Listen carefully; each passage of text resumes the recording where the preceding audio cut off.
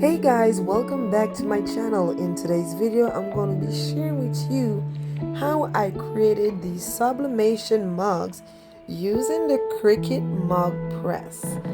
I am so in love with these mugs. They came out absolutely beautiful, and if you want to see how I do so, just keep on watching. If it's your first time here, my name is Shane. On this channel I do a lot of home DIY projects and different type of crafting.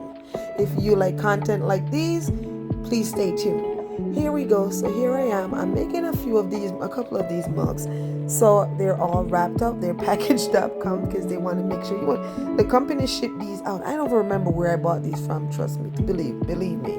I have these for a while now, like a long time. I think I got them from, I don't know, some warehouse. I would have to go back and look.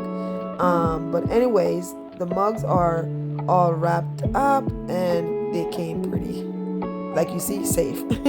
So once I'm done unwrapping those mugs, I'm just gonna go ahead, and I'm sorry guys, I did not show you guys how I created the design because I did not plan on making a video for this. But I was doing a TikTok video while I was doing this, and I'm like, hey, why not just go ahead and make a YouTube video since I'm making so much of these mugs. So anyways, I created my decal or my design in Canva, and what I did, because I'm only doing one side of the mug, what I did was once I measured the size of the mug and everything, it all comes with measurements, then I put them all on one sheet, or one sheet of paper, which is 8x5x11, and print them. Then I cut them to fit the mug. So here I am just using some heated transfer tape to secure my paper or my design on the mug, and I am using the sub paper. If you guys are interested in knowing what kind of paper I'm using to do my sublimation, and that's the e-transfer tape right there. I have the rollers for those, and guys, I have those rollers for years and I still can't figure out how to get those tape on the rollers, like a double-sided roller. I saw someone with it on TikTok, and it looks soothing and very works well for one or two tapes, and I purchased it, kid you not, and I still cannot figure out how to get those tape on the roller, which would be more effective and make you move faster, but I can't figure it out. So I go old school and I just keep doing it this way, and it works all the time. Okay, so if you don't have to do like I do, you could get a roller for these tape and maybe you'll figure it out. So anyways, like I said, that's a previous mug that was in the mug press that was going on, and as I was doing that one, I was taping this one up, and it doesn't take long to make these mugs. I think it's like 10 minutes perhaps.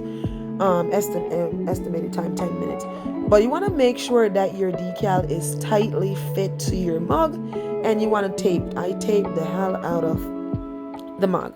Now you don't have to tape up your whole mug because it's just the front that you're doing. If you're doing the whole mug, then you want to tape all the way around and around and around and around. So that's all I'm doing, taping, and to make sure that this design is set properly on the mug and it's not gonna come loose when the heat hits it. Because believe it or not, sometimes when the heat hits it, because this is very hot temperature in here while the mug is pressing or cooking, whichever you want to call it. So you want to make sure you have enough tape on it, so when a few release, then your decal will still be in place, because you don't want to waste your mug. So what will happen if those tape lift and the decal shift? You'll get ghosted, and then that cup is no longer useful. Like, you can't sell a mug that has ghosting on it, or you can't gift a mug that has ghosting on it, so that mug just go, I guess, down the drain. I've seen some people on TikTok that they figure out what else to do, like to figure stuff out over that mug. But anyways, enough of me talking about my TikTok. By the way, if you ever follow me over on social media, please go ahead and do so. Those will be in my description box below, so you can go ahead and follow me on social media. I tend to make more shorter videos than longer videos for YouTube over there, because that's why it's just easier and the trafficking is just better. So here I am using, you could call them parchment paper, or you could call them Bucher paper, Bucher black paper. I got these from my mom. She works over at the Burlington factory coat, and she saved these paper for me, believe it or not. So if it's not your first time doing sublimation, or you do sublimation, I mean, my bad, and you want to save some money, and you could save like those paper that comes in your purse, your shoes, and all those stuff. They're really good paper. Because that's what I'm using right there. My mom, just because she works at the store, she got me a whole bunch. Like, I have bags on top of bags from when they're like unpacking their stuff. So what I did, I just cut pieces of that, and I'm going to tape that on. And the reason for me to tape that parchment or Bucher black paper or gift wrap paper, whichever you call it, I don't know what you want to call it, but we have to tape that in place. And the reason for doing so is sublimation is a dye or ink that infuses into things.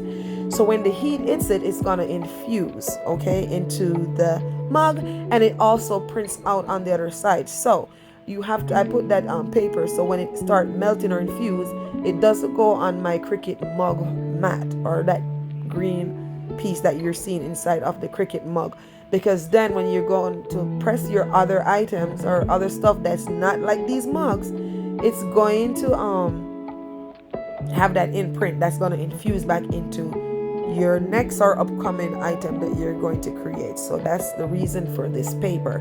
So it collects the dye or the ink versus your machine. And it's the same thing when you're pressing a t-shirt. You want to make sure you do the same thing. Put those papers on so it collects the ink that infuse and not your heat press or your whatever Teflon sheet, whatever you're using.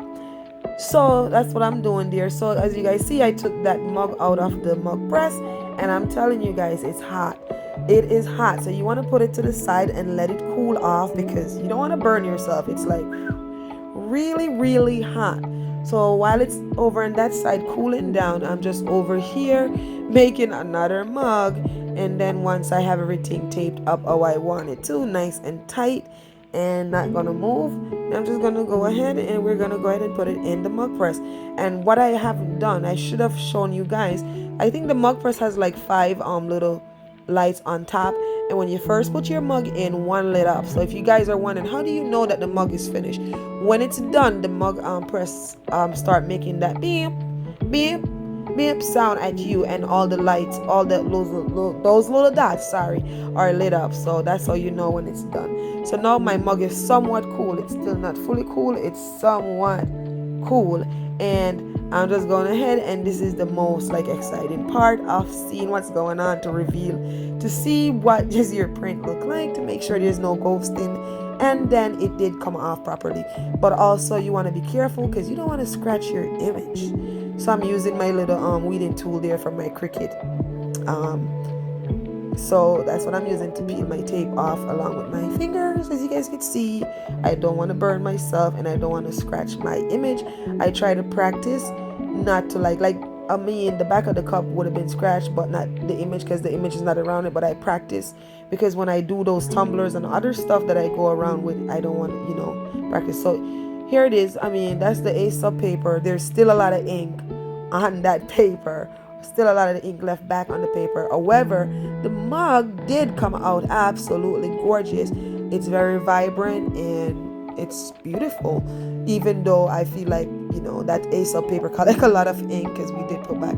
So with all that have been said, this is what all the mugs that I've pressed so far came out to look like, and I am in love with it. Not because I did it, but they came out absolutely beautiful. Now I use a Epson 27 printer that I've converted to sublimation. If you do not have those type of printer, you could go ahead and also print this. No, sorry. Yeah, that's what I use. I converted my Epson 27 printer into a sublimation printer. But if you do not have Canva or not familiar with Canva, you can go ahead and also create this in Cricut Design Space. But with all that have been said, if you enjoy watching this video, please go ahead and give it a big thumbs up. Hit that subscribe button. Make sure you turn that notification bell on so you'll be also notified whenever I post a video. Alright, please go ahead and share this video. Don't forget to share it with your friends and family. This way they won't miss out. If you made it this far throughout the video, it's obvious that you like what you've seen here. So why not just go ahead and check out some of my other content that I have with sublimation that's going to be popping up right in the iCard and right after this video. So just go ahead and check those out. And thank you. I appreciate you. Now remember, you can do all things through Christ who strengthens you. Until next time, be blessed.